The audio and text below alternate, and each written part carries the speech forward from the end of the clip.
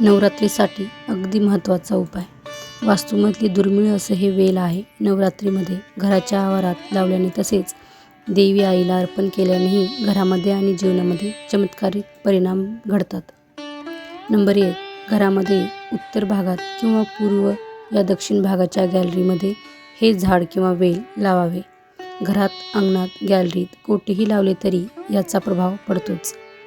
Number 2. हे वेल लावल्याने घरात सकारात्मक वातावरण निर्माण होतं, तर घरात पॉझिटिव्ह एनर्जी राहते. तर वास्तूनुसार आर्थिक अडचणीवर मात करण्यासाठी आणि घरात धनधान्याची समृद्धी मिळवण्यासाठी गोकर्ण फुलाचा वापर केला जातो. 3. तिसरा उपाय तो नवरात्रीसाठी गोकर्णाचा फूल देवी आईला अत्यंत प्रिय आहे. या दिवसात तुम्ही देवी आईला फुलांची माळ करून घालू शकता किंवा देवीला वाहू शकता. जर तुमच्या घरात घट नसतील तर जवळपासच्या देवी आईच्या मंदिरात भेट देऊन तेथे अर्पण करावे. घरी वाहणाऱ्यांनी दुसऱ्या दिवशी ते फूल घेऊन आपल्या तिजोरीत ठेवावे.